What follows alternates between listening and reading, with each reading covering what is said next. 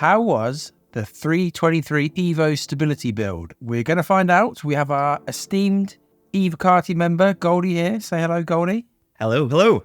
Good stuff. Goldie has been into the playtest and is going to tell us how Evo's shaping up and hopefully give us some juicy details. Let's start. It says on the patch notes, stability, which is the main focus. But I suppose the major thing was the replication layer is in this build. How was the stability? Initially, I had a lot of issues connecting to getting past the loading screen. Spent about half an hour trying different, login attempts. I had to quit and, enter again. And eventually I got it to work by joining on a friend that was already in a working build or working server. Okay. I'm guessing the issue actually was that I was trying to connect to a shard or, that was recovering.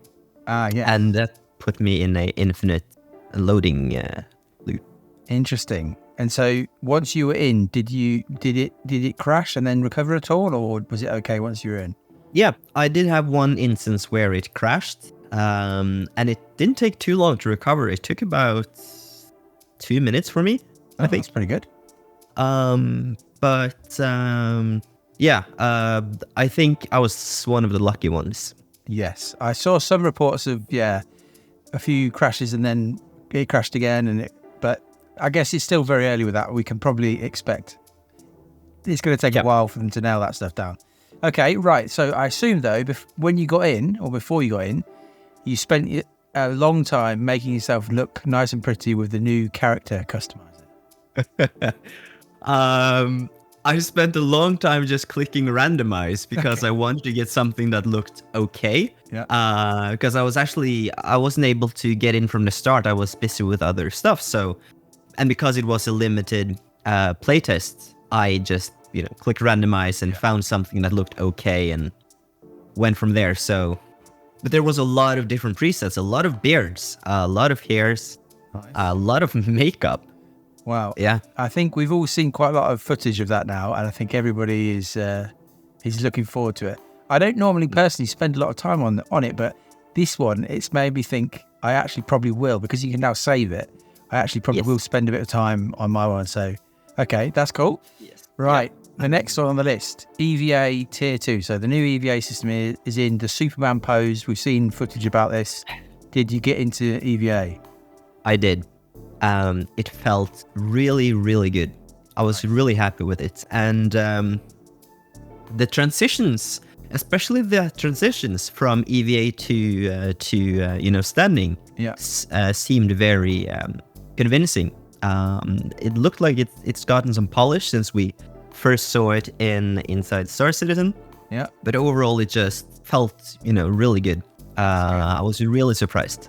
That's good, because I think the current EVA is pretty janky, let's put it like that. So that it's always looked like a really good upgrade. So that's good to hear that it's good. That's nice. Okay. The new loot screen. Did you get into this at all? Yes, I did loot a couple of chests. It worked really well as well. Very few clicks, and it was very simple to drag stuff into your backpack. Okay. And equip them on your person and all this. So very clean system. Okay. So I mean, people we won't show any leaks on this, but there have been some leaks. But it looks, from what I've seen, it's fairly similar to what we saw at CitizenCon, but they've kind of changed a few bits. But that's good to hear. So it's what it needed to be. It's faster, it's more efficient, and easy to use. Yeah. I didn't have a lot of time. Like the chests that I looted were pretty. There weren't a lot of stuff in them, but what I could move, it was really cool. Nice. And quick. Yeah. That's good. And I think just the ability to be able to put things straight onto your character will be massive, won't it? That would be a big change. Cool. Yeah. Okay. Next up, we've got the visor, the lens. Did you notice that much? I did. There's a new... well, I'm not going to get into the details because some people might want to figure it out for themselves, I guess. Yeah. But I did notice some changes, and the changes were good. Nice. It felt like a new game to me. Nice. Okay, that's good to hear. Yeah, I think we've seen some couple of teasers in some of the IRC episodes, and yeah, I mean, you're right. It does look like a much more modern kind of HUD visor lens setup. It looks like there's new kind of fonts maybe and design for like the mission stuff and everything. It just looks a lot better. So, okay, good. That's good. Good to hear. Here's a fun one that I don't know if I'm completely sure about, but backpack reloading. Did you get any of that done? I did. I tried to fire off a couple of rounds and reload a sniper rifle. It took roughly 5 seconds to reload the sniper from the backpack. Okay. And yeah, it felt, very good. The info you get on the HUD is very clear. There's no doubt that the next ammo you're taking is from the backpack, and it's kind of, yeah. So that's a really good change as well. I'm really happy with that. Nice. And yeah, I mean, it will stop you having to kind of, in the middle of combat, just faff around with your backpack. So it will just, gives you that option if you're in battle to actually just reload straight away. And my concern, I suppose, is as long as it's not too quick. I think it's got to be a bit of a penalty, but 5 seconds sounds about right. That sounds pretty decent. So yeah. And it's... Oh, go on. Yeah, no, it's very friendly to new players as well, because they might just, bring ammo in their backpacks and not know to equip it. Yeah, that's a good point. Yeah. And then related to that, the ammo repooling. Oh, that was also a very, very cool feature. I was able to repool, if I remember correctly, I was able to repool ammo from the backpack, and that was equipped to my armor. And the way it worked is the ammo was put into the gun itself. So moved from the backpack or moved from the body and then into the magazine, I guess, I had in the weapon. I didn't have more than 2 mags available because I didn't get to loot a lot of stuff. But between the two weapons, between the two magazines, it was very smooth. It was a very easy thing. Simple button combination, Alt-1. Okay. And yeah, very, very helpful. Nice. Okay, cool. That sounds good. Yeah, again, I think my big one with that was, as long as it's not too quick, as long as you're not suddenly just being able to do it really quickly, but they can tune all that stuff. So, okay, that sounds good. Yep. And then I suppose related to all this, the dynamic crosshair, did you have a combat helmet on? Yeah, I think you have to have for this to... Yes, I did not. So I didn't try that one. Okay, that's fine. Well, I mean, I think, again, most people have seen footage of that. It looks fairly straightforward. And I think my understanding is there are options to turn it off and things like that if you don't love it. But I think probably most people will end up getting used to it and accepting it. Okay, physical shopping UI. Yes, so what that means. What does that mean? Yeah, the physical shopping UI is... we've all, shopped or bought food or drinks, and we've all gone through the hassle of, looking at something and then holding F, clicking quick buy or more info, and then pressing another button. Yeah. That is no more. Now you just look at an item, and when you're looking at it without, holding F or anything, you're looking at it, and this UI window pops up. And you have a lot of info on the window, like the name, how much nutrition, how much it'll cost, your total money. You just simply hold B, and then it's automatically put in your inventory. So you don't have to, there's no prompts other than holding B. So it's just simply looking around and then holding B when you select what you want. That's good. Very simple, very easy, very informative. But there are some, there's more UI elements, but I think that's okay. It's a lot better than the system we already had. Nice. Okay. Very cool. And related to that, did you see the item bank? I did not know. No, I don't really know exactly how that all interacts with each other, but okay. Yeah, that's good. Now, there is also a list of things that were not ready for testing, but we'll run through them and you can tell us whether they're in or not, I suppose, at least. There's nothing you're doing from that. So, obviously, master modes, I suppose. Did you get a chance to get in a ship? Yep, I did. Okay, so master modes is in? Master modes is in. Wow, okay, I suppose not ready for testing because they're probably tweaking stuff, but have you played around with it much in Arena Commander 4? I did a little bit, but this time I tried it with the Bana Defender, which is a plane I've not tried it with, and it worked okay. It works as expected, I suppose. Yeah. But yeah, it's I didn't try it enough to be able to kind of get a view. Actually, one thing that I was surprised of, I don't know if this will change or not, but once the landing gear was down, my speed was very limited. Okay. I think that might be because of Mastermost. My speed was limited to 30 meters per second with landing gear down, so that's also interesting. Very friendly when you're trying to land. Yeah, maybe that's intentional. Maybe that's, yeah. I don't know. That's interesting. They've not said anything about that, so that'd be interesting to see if that continues or not. That's interesting. And I'm assuming, we've not heard anything about it, but I assume we don't have the new quantum travel stuff in at all. The animation is the same and everything. Yeah, it's all the same. All the same. Okay. Actually, the HUD is different with master modes. The quantum HUD, or the UI thing is different. Okay. It's cleaner looking and it's a building blocks UI, not Flash. Nice.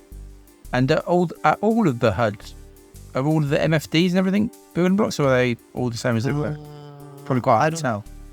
Yeah, no, I don't think I saw any changes to them. Okay. Well, okay, that's interesting. Yeah, I don't think we were expecting the quantum travel stuff to be in, but I'm sure that maybe will come hopefully with the next patch. Okay, the next one is a big one, whether this is in or not, the Moby-Glass rework. No, it's not in. Oh, no. Okay, so, well, I mean, the fact that it's on the list is obviously they're aiming for 323, but I suppose there's always a good chance that it could fall off. But okay, that's interesting. So therefore, the star map wasn't in as well? True. No star map, okay. The interior map and the mini map. In some sections, there actually was a mini map. Okay. As in the locations? Yeah, because I spawned in New Babbage when I took the elevator down to the main hall outside of the hub, the reception area. There was a minimap there, but it wasn't very detailed and it was kind of dim, so it was hard to make anything out, but it was there. Oh, okay. Interesting. Okay, and again, it's not technically ready for testing or feedback, but it's getting there. Okay. So all of these, just take them with a grain of salt, because with these builds, from the time that we play them in Evocati until live release, there's a lot of time for polish, a lot of time for tweaking and changes. So yeah, that's probably one of the reasons why CIG has been wanting us not to talk about this, because it is so early days. This is not the final product at all. Definitely, yeah. So this is like an early sneak peek, but it doesn't necessarily represent what will make it in, or yeah, like you say, things may well be different by the time it comes to even PTU, I suppose. But yeah. Good stuff. The next one I've got is the old pie, hiss, and default item actions. Whatever that. This is the whole thing where you're looking around and things pop up with an F on them. Is that right? Yes, that is. That's my understanding of it. Yeah. I didn't find any items, so other than. Actually, no, I don't even think I looked at any items outside of the shopping stuff. Okay. So it could be that it's not in. Okay, that's fine. Unknown one. All right, a big one, a huge one, and based on, I think, yeah, I would expect this not to be in, but freight elevators? It was not in. I was really hoping it would be. It was not. I'm guessing it'll come after the Inside Star Citizen episode this Thursday. Which should be about freight elevators. Yeah, that's right.